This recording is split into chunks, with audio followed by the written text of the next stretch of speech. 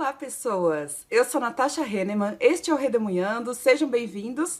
Este vídeo é sobre as minhas leituras do mês de maio de 2021.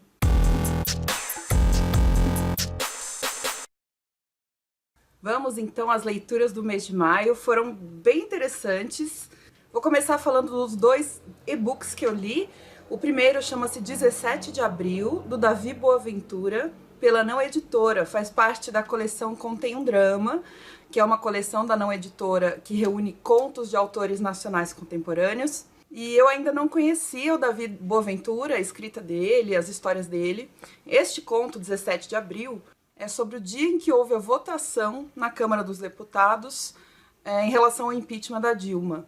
E o protagonista desse conto é um jovem adulto, não me lembro se ele é um advogado, então ele vai no domingo a um churrasco na casa de uns amigos e essa votação vira um grande show que envolve não só os caras que estão na televisão, né, sendo transmitidos, os deputados, como também as pessoas que estão fora, que estão no churrasco, acabam transformando aquilo num circo e o personagem se sente muito incomodado.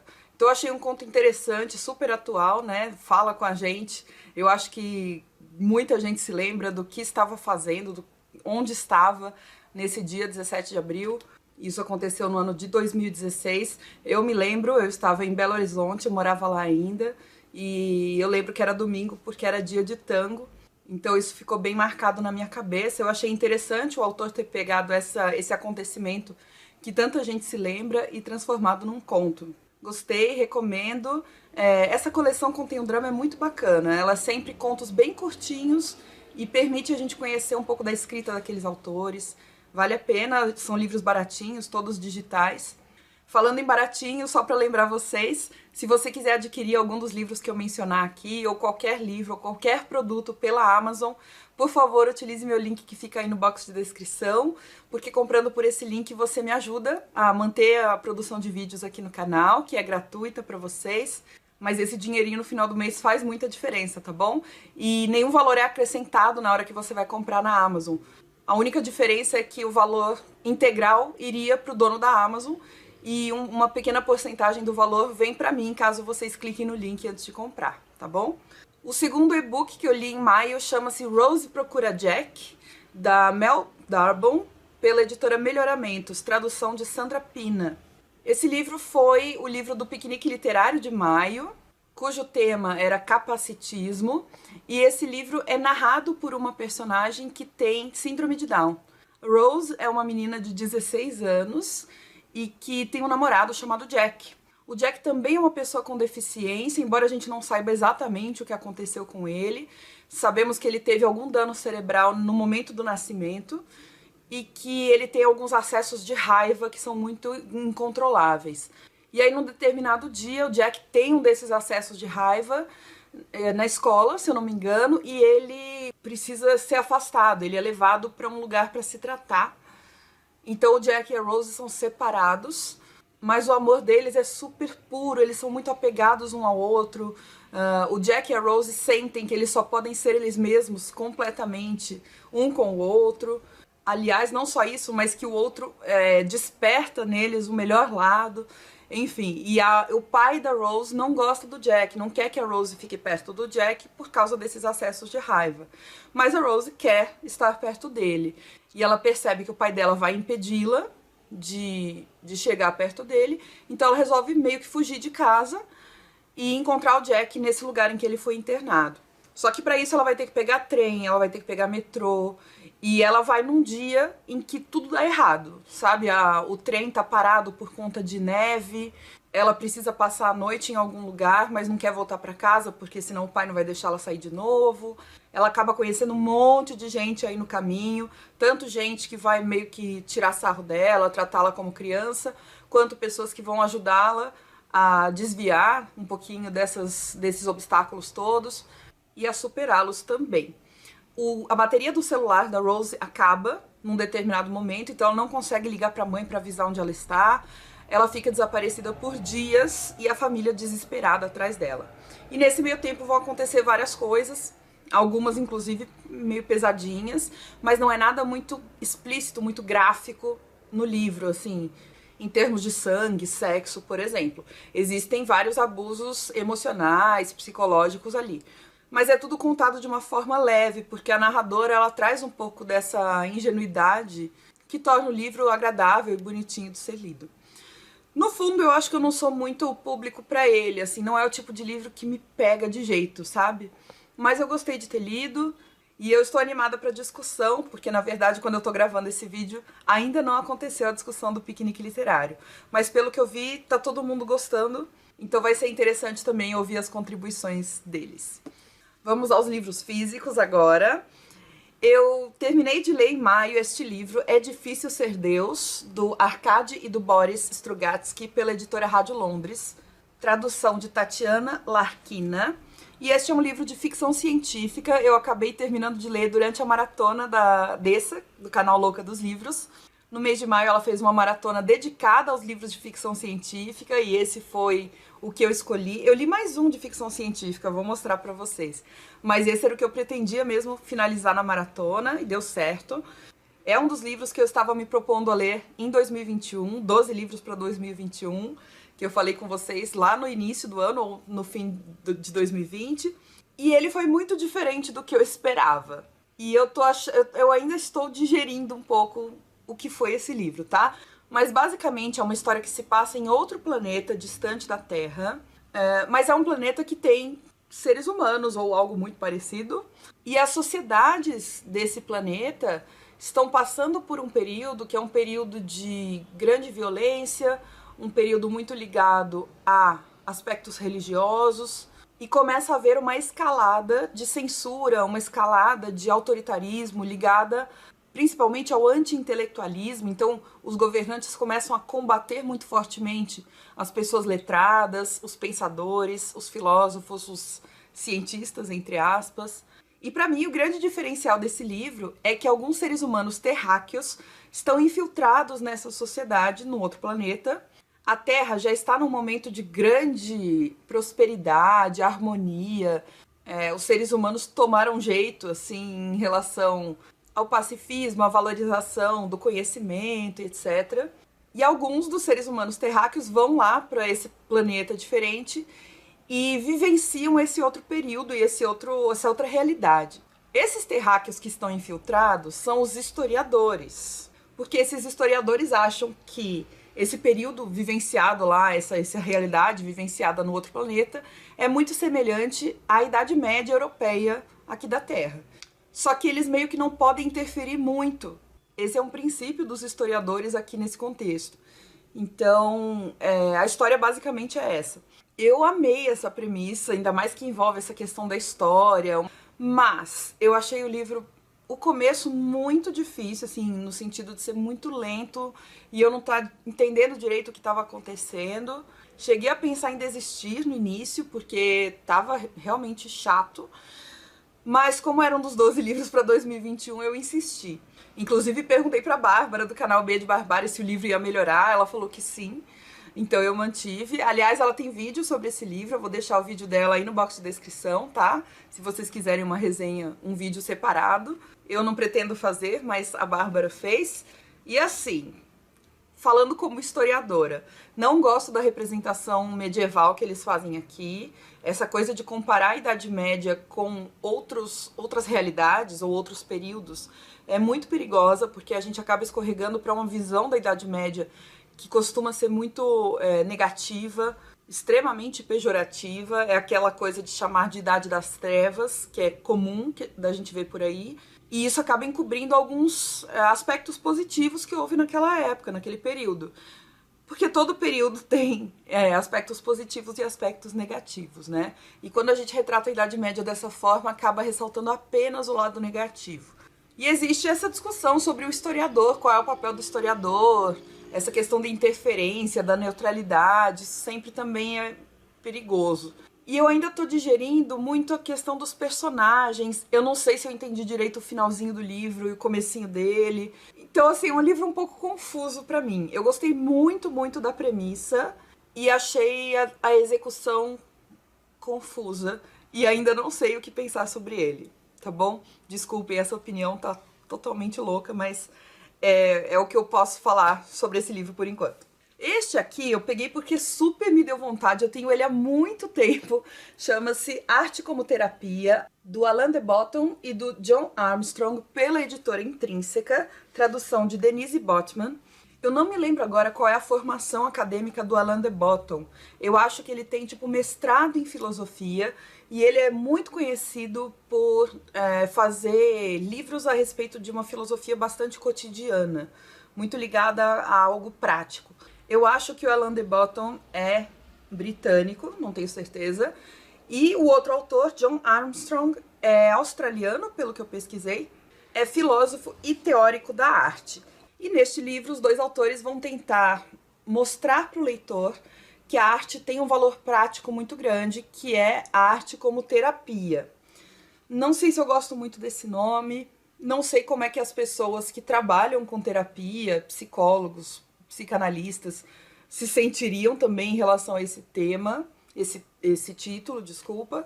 Eu entendi a intenção dos autores, mas fico um pouco receosa. Eu acho que tem que ter um pouquinho mais de rigor quando for usar termos assim. Mas, de qualquer maneira, o argumento principal, a tese deles, é essa, de que a arte ela tem uma serventia muito útil, que é acabar preenchendo o ser humano em algumas coisas que nos faltam, emocionalmente falando, psicologicamente falando. Então eles vão colocar, a primeira coisa que eles fazem no livro, e que vai reverberar o livro inteiro, é colocar quais são as 7 funções da arte. E aí eles definem as 7 funções da arte, não como sendo, por exemplo, a arte como expressão, a arte como crítica, né? Porque existem também esses aspectos da arte. Mas eles colocam a arte como tendo uma função, essa função mais psicológica de nos ajudar na rememoração, na esperança, no sofrimento, no reequilíbrio, na compreensão de si, no crescimento e na apreciação. De novo, eu entendo o que eles querem fazer, mas não gostei da maneira como eles fizeram. Eu acho que eles acabaram fechando a arte numa caixinha só, que é a caixinha de nos ajudar no nosso dia a dia, e que eu acho que não é a única coisa que a arte faz, não é a única função. E eu achei que eles não trataram a arte com a complexidade que ela deveria ser tratada. Do tipo, qual é a função da arte? Eu não acho que existe uma resposta única e pronta para isso, como eles fazem parecer um pouquinho nesse livro. A arte pode ter múltiplas funções e isso não tira o valor dela. Você fazer a arte pela arte também é uma característica possível. Não é só você usar a arte para se melhorar, entende? Então, não gostei muito desse livro, porque essa premissa está em todo lugar desse livro. Lá pro final, eles acabam reafirmando alguns valores que eu acho um pouco questionáveis do meu ponto de vista. Então, por exemplo, eles acham que existem alguns aspectos nacionalistas que são muito importantes de arte ressaltar. Eu já acho que o nacionalismo causou problemas gigantescos na história da humanidade, em termos de guerra, em termos de genocídio. E então, por exemplo, com isso eu não concordo. O que é uma pena, porque esse livro é lindo, ele é maravilhoso, ele é cheio de obras de arte. Então, isso realmente valeu no livro, a parte de conhecimento a respeito de novas obras de arte. E das antigas também, como vocês podem ver, tem algumas mais famosas, e que eles colocam uma análise um pouquinho diferente do que a gente costuma ver. E aqui é uma página de texto para vocês verem. É um livro tranquilo de ler, mas eu realmente fiquei muito incomodada com essa tese principal deles ser muito fechada. E como perdura o livro inteiro, acabou contaminando a minha experiência de leitura com esse livro, infelizmente. Mas eu falei com pessoas que amaram esse livro e querem reler, então pode ser que a experiência de vocês seja diferente da minha. Mas eu realmente fiquei com um rancinho desde o começo do livro. Por falar em arte, eu resolvi pegar um livro meio que de surpresa, porque em maio aconteceu o Clube Dubli. A editora dublinense está promovendo um clube de leitura que já acontecia presencialmente em São Paulo, com mediação do Humberto, do canal Primeira Prateleira, da Bárbara, do B de Barbárie. E agora eles retomaram o clube de leitura, mudou o nome, agora é Clube Dubli, e estão fazendo no formato digital, como tudo está acontecendo. e resolveram ler esse aqui, Vamos Comprar um Poeta, do Afonso Cruz, pela editora Dublinense, que eu já tinha aqui em casa, e é um livro curtinho, é um livro que eu já estava a fim de ler. E, gente, eu adorei, sério, gostei muito, muito desse livro. Aqueles livrinhos para ler em um dia e que não são bobos e que propõem pra gente muitas reflexões, são divertidos ao mesmo tempo. Esse livro, eu acho que o bom humor dele, ao mesmo tempo em que ele traz essa parte mais crítica, o bom humor dele se destaca, ele é um livro leve, de fato. E a sinopse é muito legal, ó. É a história de uma sociedade onde tudo é mercadológico, é voltado para matematização, para medição, para a parte econômica. O consumo é algo essencial. Inclusive, olha o início do livro para vocês terem uma noção de como as pessoas descrevem as coisas nesse universo. O nome do capítulo é 30 gramas de espinafres. Hoje comi 30 gramas de espinafres. O quilo custa 2,30 €. É fazer as contas. Precisamos de 30 cêntimos por dia para ter alguma vitamina K, diz um estudo.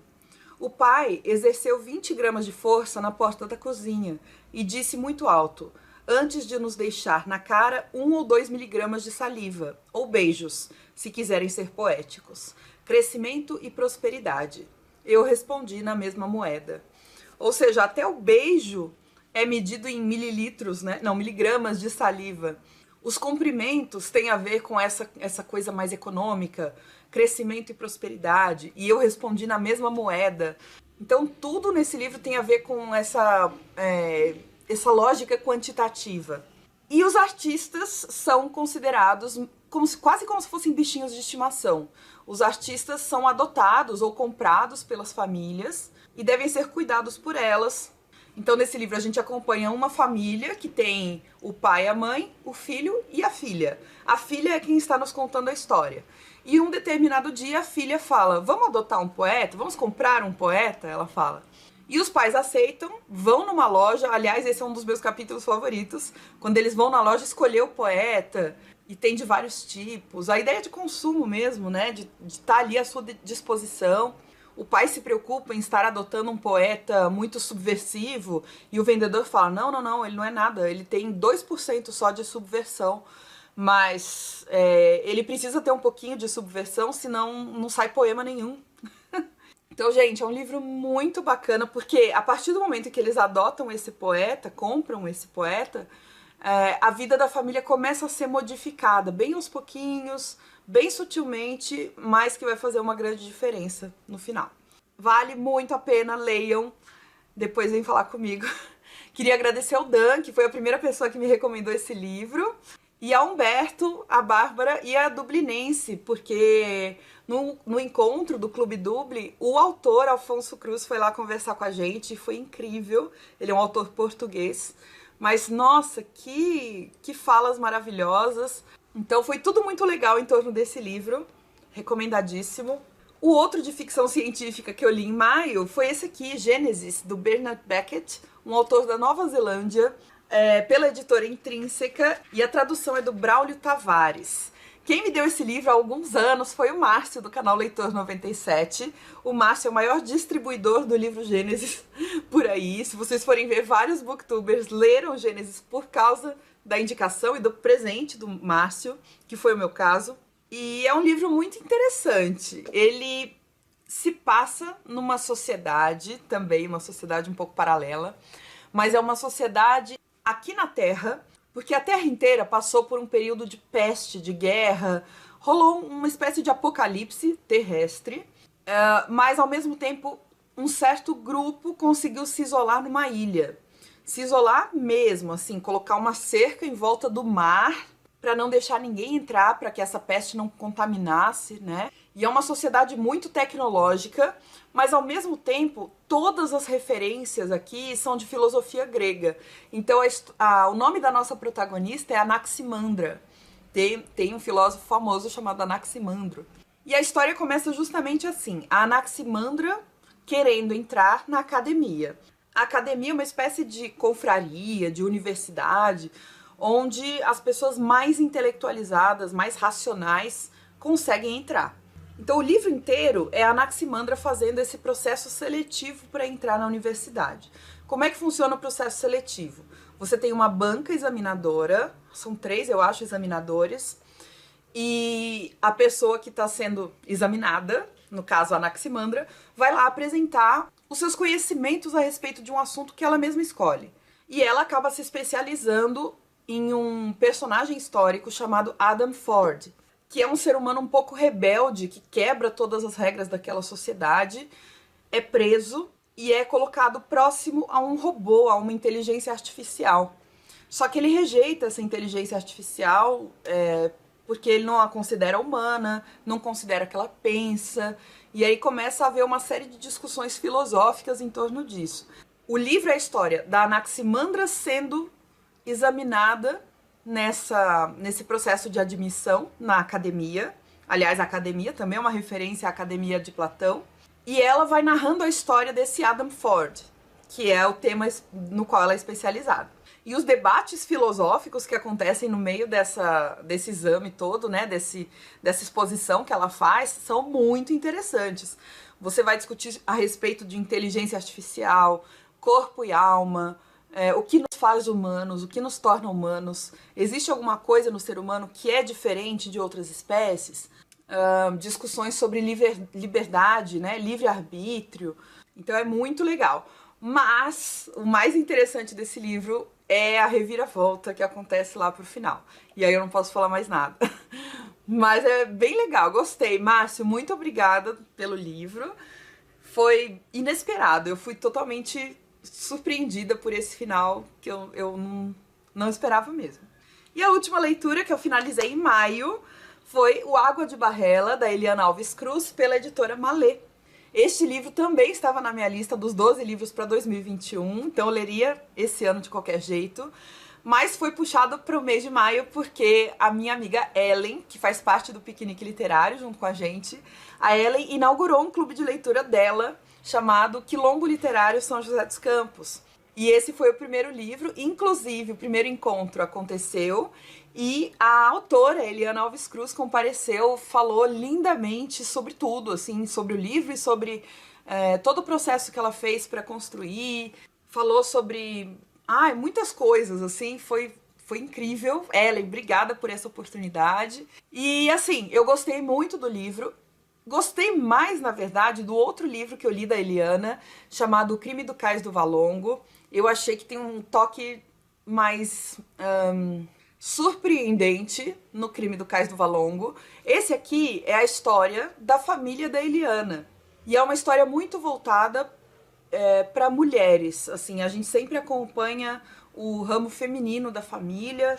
Então é uma história de gerações que começa no século XIX, se eu não me engano, e chega quase que até os dias de hoje.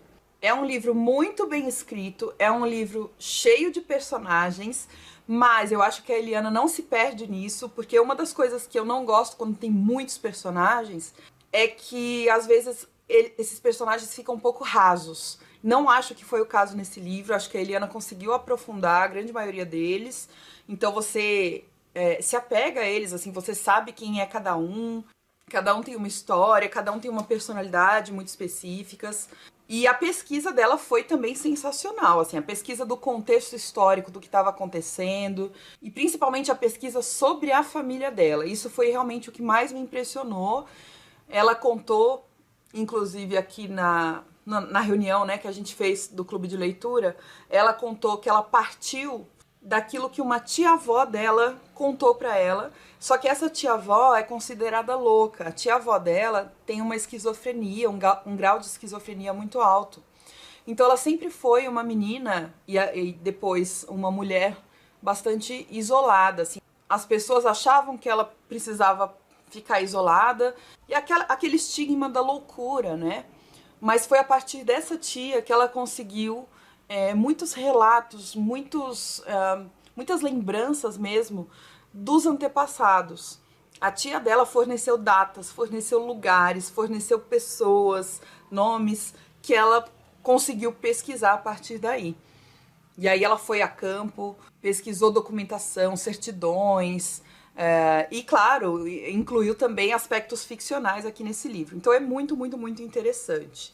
Até porque fala bastante sobre ancestralidade, sobre identidades negras, sobre essas resistências que muitas vezes ficam silenciadas quando a gente aprende na escola. Essa foi uma coisa que o pessoal do clube ressaltou bastante, né? Assim, aprendi muito com esse livro, aprendi muito mais com esse livro do que eu aprendi na escola sobre povos negros. Então isso é de um valor inestimável, eu acho. Eu não me senti tão impactada nesse sentido, porque eu acho que eu leio muito sobre isso, sobre escravidão, né? A minha formação de historiadora me fez ler bastante sobre escravidão, e eu tenho lido mesmo vários romances sobre isso. Inclusive, eu achei que o Um Defeito de Cor, da Ana Maria Gonçalves, e o Água de Barrela se conversam muito, se passam em períodos semelhantes, se passam na Bahia também, uma grande parte dos dois livros. E foi muito interessante porque eu fiquei assim, nossa, dava pra fazer um crossover dos personagens. Dá quase vontade que eles se encontrem, sabe? Muito interessante. E do mesmo jeito, eu acho que as duas, a Ana Maria Gonçalves e a Eliana Alves Cruz, fizeram pesquisas de peso, assim, pesquisas extraordinárias. E eu acabei perguntando para Eliana Alves Cruz sobre isso, né, sobre as semelhanças com Um Defeito de Cor, e ela disse que ela deixou para ler Um Defeito de Cor depois de escrever o Água de Barrela, porque ela não queria ser, entre aspas, contaminada, no bom sentido, né? Ela não queria ser muito influenciada pelo que ela lesse num Defeito de Cor. Então é muito impressionante saber que ela escreveu o Água de Barrela sem ler Um Defeito de Cor, porque as semelhanças a que as duas autoras chegaram acabam reforçando muitos aspectos do contexto mesmo. Você vê que as duas fizeram suas pesquisas, cada uma em um momento diferente, por meios diferentes, e chegaram em cenários muito semelhantes. Então isso é sensacional. Gostei muito, mais uma recomendação. E por hoje é isso. No mês de maio essas foram as minhas leituras finalizadas. Já estou no processo de ler, tô lendo mais coisas, tô gravando ainda em maio, né? Mas eu só vou finalizá-las em junho, então já fiz o vídeo aqui pra vocês. Espero que tenham gostado. Dá uma olhadinha no Fred aí, Momento Fred, antes da gente finalizar o vídeo. Você tá aí com os livros? Guardando os livros? Dá oi pro pessoal. Bom dia, gente.